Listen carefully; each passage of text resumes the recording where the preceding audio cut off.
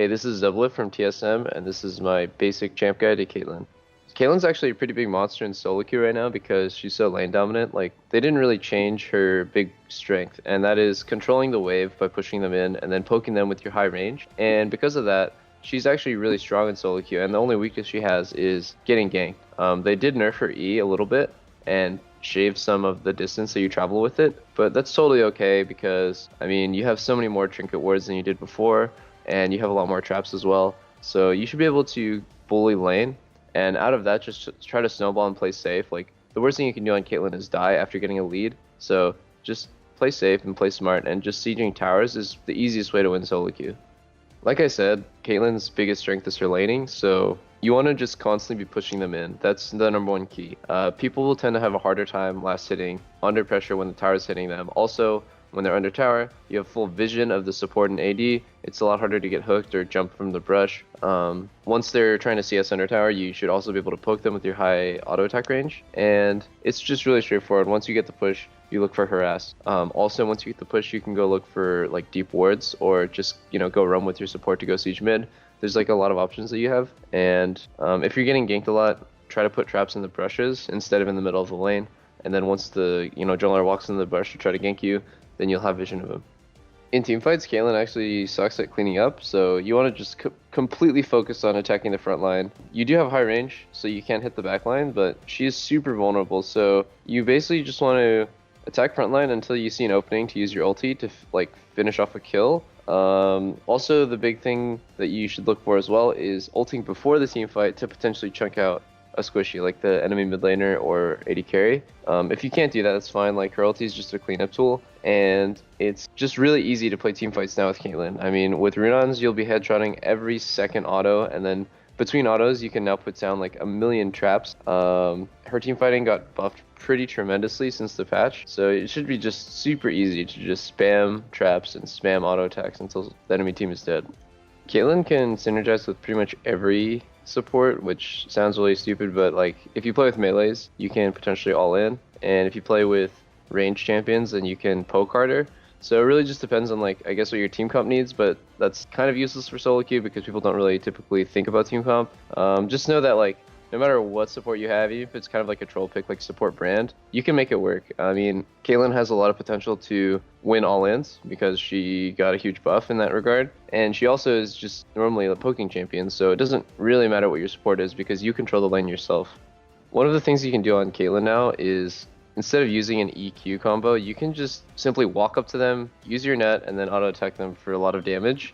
This is because hitting someone with your E initiates your ability to headshot, and that does a ton of damage, way more than it did before. So when you're trading in lane, it's a lot easier, and people have expected it more often now to dodge the EQ combo, but it's really hard for someone to outplay a net into an empowered auto attack. So that's one thing that you can do. The second tip that I have is, when somebody CCs one of your opponents, you can always end up trapping them out of it. So for example, if Leona hits an ulti, you can just put a trap right under their feet, and they'll get rooted for, you know, the 1.5 second duration.